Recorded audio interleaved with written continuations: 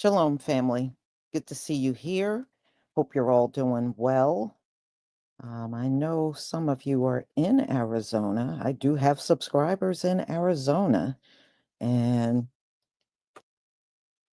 thank you for bringing to my attention this dust storm. I mean, this one was pretty bad. I mean, even some of the people that live in Arizona, they said we do have these, but this one was probably worse than usual. So, y'all, I mean, it seems like all of the weather have gotten much worse.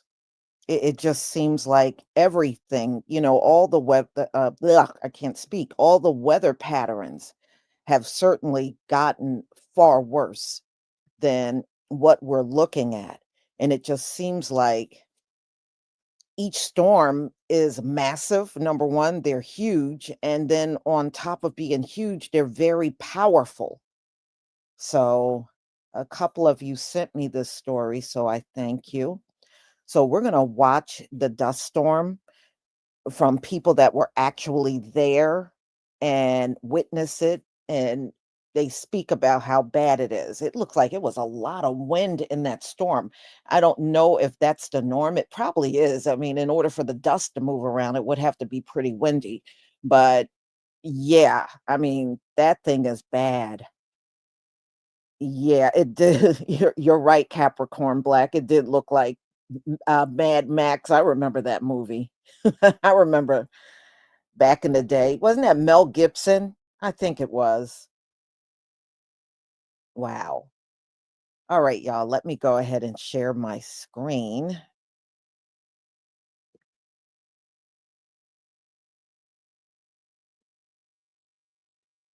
Please give me a 1 if you can see my screen. Give me a 1 if you can see my screen.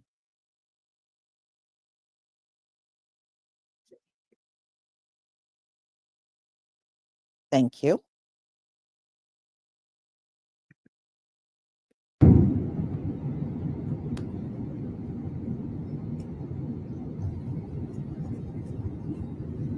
Today is day 2 of Burning Man, and people will be spending it cleaning up. The annual event officially kicked off yesterday in the Nevada desert with a massive dust storm. Strong winds flipped tents, just look at this, and wiped out camps in Black Rock City, though gates have since reopened. At least 4 people were hurt. Their injuries are said to be minor. The dust was so thick, people couldn't see a foot in front of them. Wind also destroyed at least 1 art installation. Now, this is new video showing the situation last night. Rain created some mud on La Playa. That's what they call the main area there. 70 to 80,000 people, many of them from the Bay Area, are expected for this counterculture festival. It runs through the week through September 1st. We do the Stomp the Bus as our intro video, and that was kind of like the exact recreation of it. Leading up to their first home game of the season, Callum Norrie, the director of creative video with Arizona State football, said that he'd been shooting some time-lapse videos all week long. Monday night presented a monster opportunity in the form of a monsoon storm that rolled over Mountain America Stadium. This now viral video has been seen nationwide. The Ohio native said that he got the weather alert on his phone, then just held onto the tripod to keep the shot still. This video taken by Taylor Hansen, his director of creative content. Callum says he had to seek shelter before the rain rolled in, and if he had to do it all again, there's no regrets, but maybe something to cover his face. It's kind of obvious that, yeah, the dust is probably bad for your lungs, probably not a good thing to be breathing in. So next time I will definitely try and have a mask on me. I was trying to cover my nose with my shirt. It's just cool to really show off how like special this place is and how unique.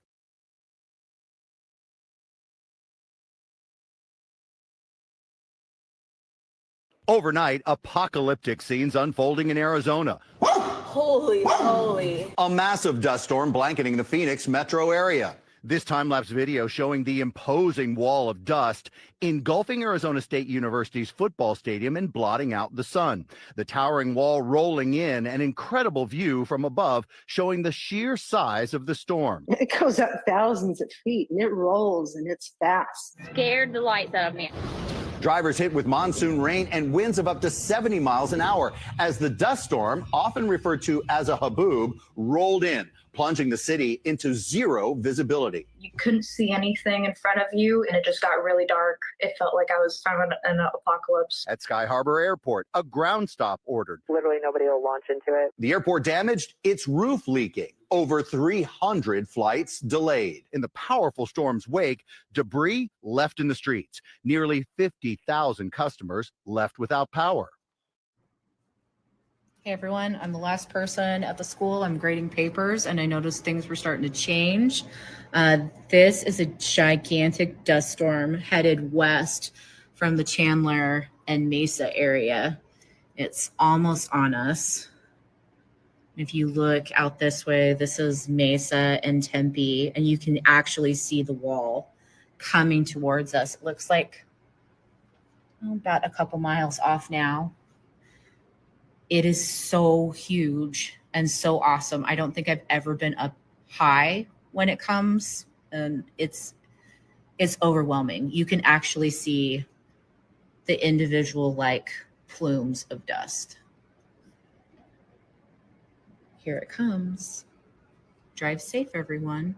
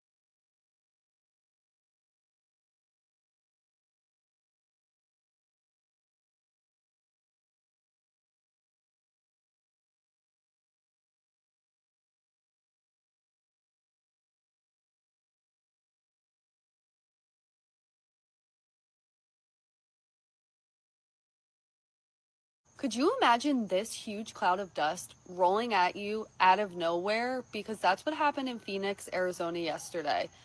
Now, this is common for their area to have dust storms, but the one that happened yesterday was intense. It shut down airports. It caused power outages. I read a story about a mother who had just picked her kids up from school, and she looks up and sees this giant cloud of dust coming at her. So she had to pull over and park and wait for it to pass. Nevertheless, it is definitely terrifying, and it's something that I didn't realize was kind of a common occurrence in Arizona.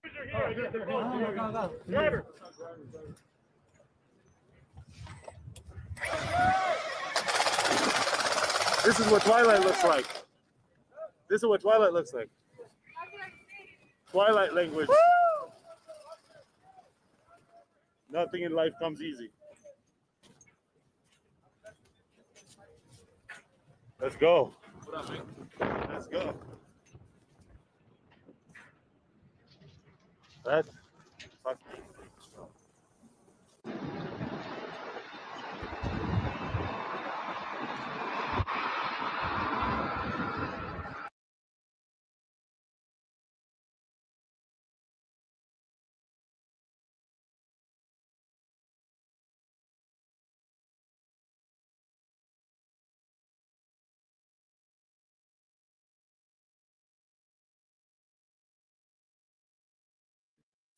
Okay.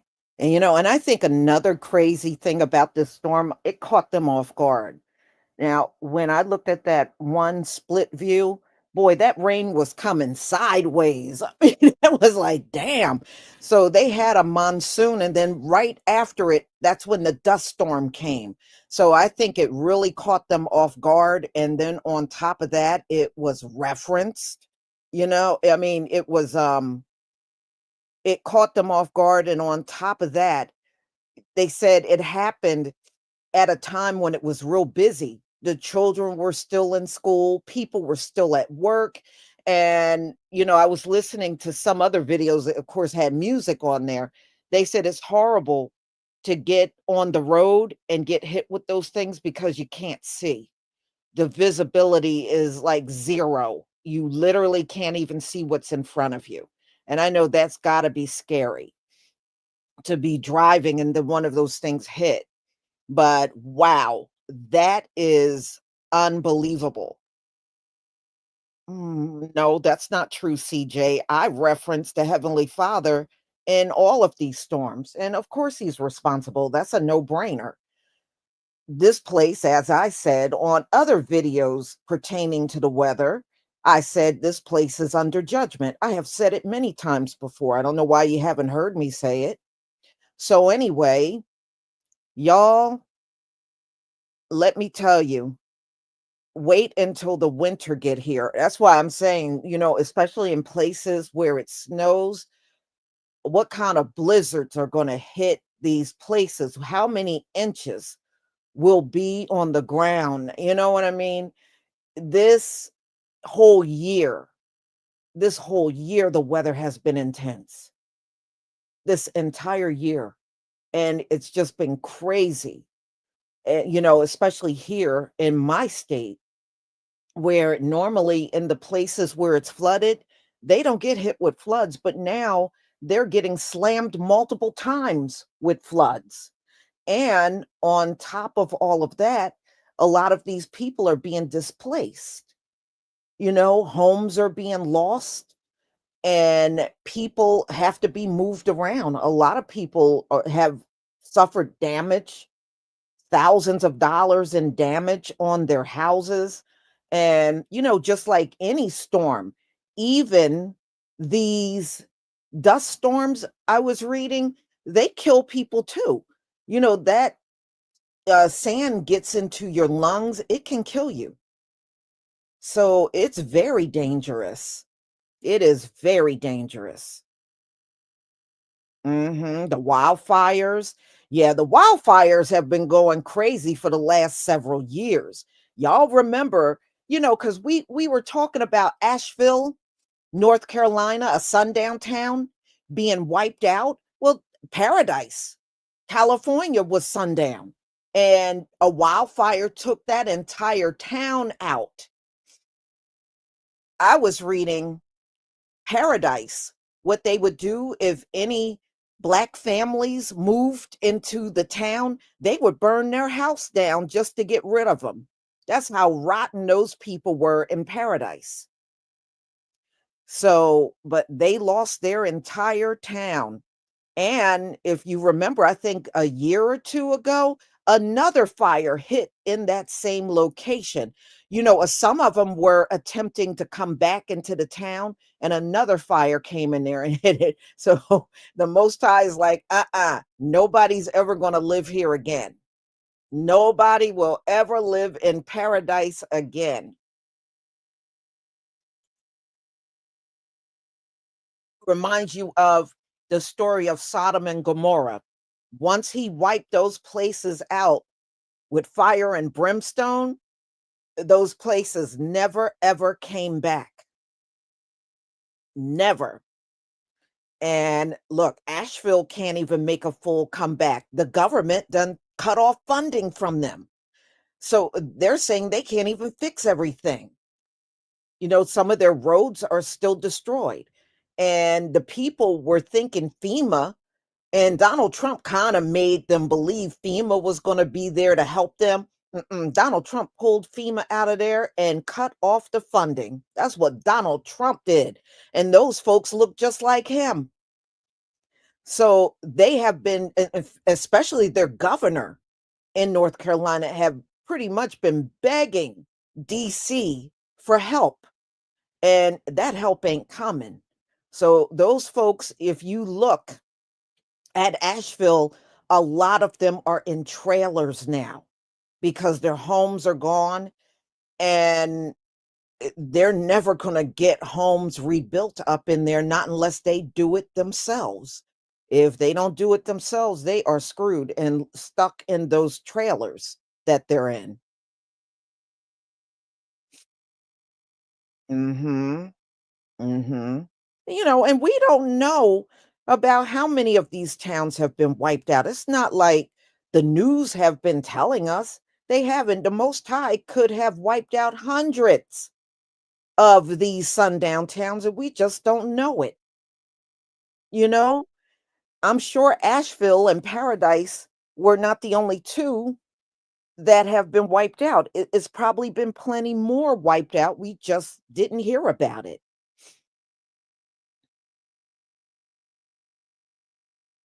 Mhm. I mean, look, Hurricane Aaron came up the coast and it flooded out the entire East Coast over here. If you were in a coastal town, you got flooded. You got flooded. And even more water came in to those towns that I was showing you in New Jersey because they went through high tide, which pushed even more water on top of what they already had in the town. So, hey, judgment is judgment, y'all. It doesn't matter. The East Coast is just as wicked as any other place in the US. It's a lot of racism, even up in the Northeast. So I can see why he's hitting New York and New Jersey. These places are very racist.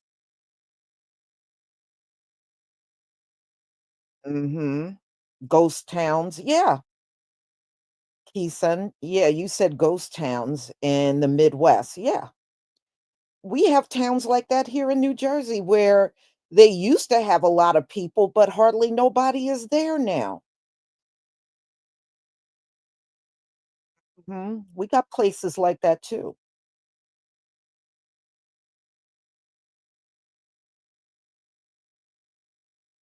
Blizzard of 1978. Yes, I remember that. And ghost towns in Virginia. Wilmington, North Carolina. There you go. Yes. And it's gonna look, y'all. Just brace yourself for anything. I feel blessed that the Most High put me in a place in New Jersey that didn't flood, even through Aaron. So I am grateful to him for doing that. It must be a reason why I got placed in this area. So far, all of the floods have been more north of me. And even Aaron, where it flooded, those places were more north of where I live. So I am grateful. Whenever these disasters happen and he spares me, I am grateful. I really am. Tons of ghost towns in West Virginia. Spicy, introvert. Oh, really? Well, a place like that, I'm not too shocked. Yeah, I can understand that. Mhm. Yeah, you do notice it. I mean, like I said, there's some around here too, and they have been empty for probably a few decades. But see, New Jersey is really a declining state. A lot of people move out. More people leave than move into the state because of the property taxes are extremely high here. At one point, they even had articles, but this was like back in the early part of 2000. There was an article out that I read, and it was saying if you don't have at least $45,000, and that was back then, or more, there is no point in you even moving to New Jersey or living here. Because if you had less than 45, 100,000, you weren't going to make it here. You were not going to make it here. The property taxes are absolutely crazy here. Mhm. West Virginia was hit hard with floods. I'll look that up, Mother Green Earth. I will look that up.